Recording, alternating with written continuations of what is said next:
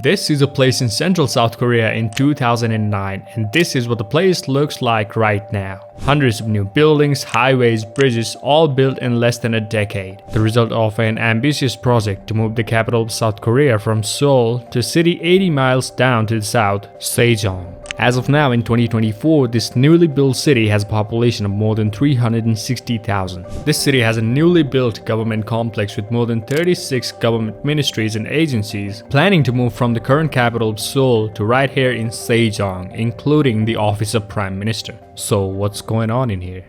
First, let's go on with Seoul, the current capital of South Korea and one of the biggest cities in Asia, home to almost 10 million people. It has been the most important city in Korean peninsula for more than a millennium, hosting many dynasties and empires. From Joseon dynasty to Japanese occupation, now to modern South Korea. Seoul right now is a financial and cultural hub, influencing almost the entire planet, home to massive corporations like Samsung, Hyundai, LG, Kia and many more. Looking at South Korea as a whole, the nation is an economic giant with an economy worth more than $1.7 trillion, one of the most developed modern economies. South Korea is definitely a certified powerhouse, but it wasn't always like this for South Korea. After the Second World War, Korea got partitioned into North and South. Then following the Korean War that began in 1950 lasting for 3 more years, South Korea was down bad, came out as one of the poorest countries on the planet, could be compared to Haiti as of right now. Then South Korea would continue to struggle for 3 more decades because several dictatorships and military coups took place.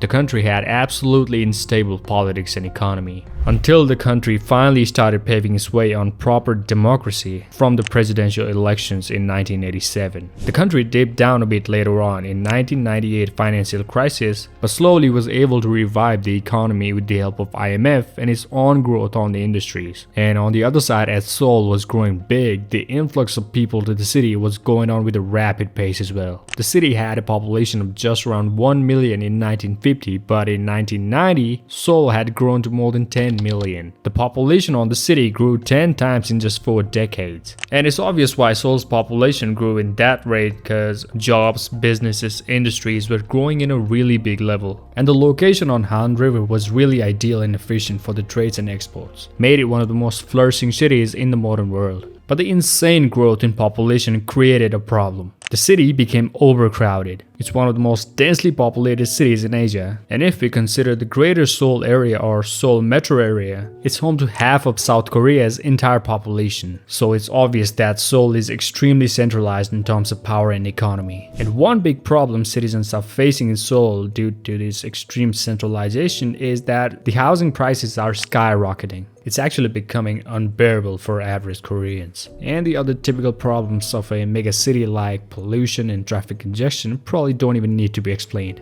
And these problems have been around for more than 2 decades now. That's why in 2002, the first proposal for the change of administrative capital city of South Korea came from Roh Moo-hyun. One of the ideas was to change the capital to a more geographically centered location, because Seoul is really close to the border with North Korea, just around 35 miles away. And North Korea is not a quite good country to be neighbor with. North Korea has been constantly threatening South Korea to attack, and the capital being so close to the country that can nuke your country anytime is definitely not a good idea. But the main idea for the proposal of change of capital was to decentralize the economy and power that Seoul was holding so tight. Seoul is home to almost everything in South Korea, major companies, parliament, and effective decentralization was needed. So to designate the administrative capital city to a central location for a proper decentralization, South Korea chose this place, Sejong, named after Sejong the Great. The first proposal for this change came in 2003 by then President Roh Moo-hyun. Later, a new government was formed by the opposition party and opposed this idea, claiming it will hurt Seoul's global competitiveness.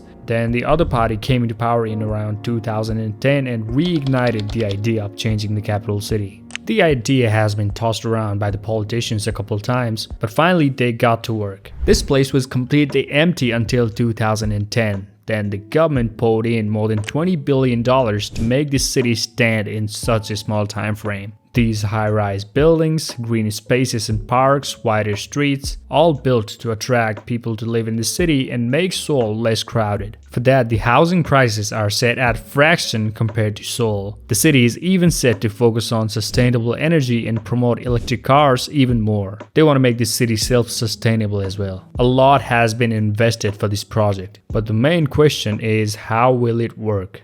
Many are not even sure that this city will even work. They say it still does not have enough shopping malls, education centers, clinics, hotels and all, pointing out the fact that this city cannot compete with Seoul, and that's important. As the planned city mainly created to attract a big portion of South Korea's population, to make Seoul less congested and more manageable, this city should be able to compete with Seoul.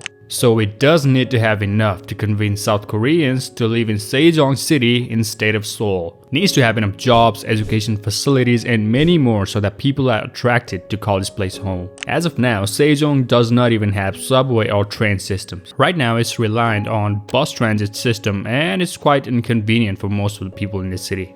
However, Sejong City is still being built though, but even if it's fully complete, many people would not want to move to this place. Even if Seoul is overcrowded and have enormous housing prices, people would still want to live in Seoul because of the vast economic opportunities it provides. And it's easier to establish and run a business in an established city like Seoul than in a city built just like 10 years ago. Plus, the international trade is much efficient in Seoul because Han River goes through the heart of Seoul and connects to the ocean, which is not the case for the inland city of Sejong. It would be really hard for Sejong to compete with Seoul.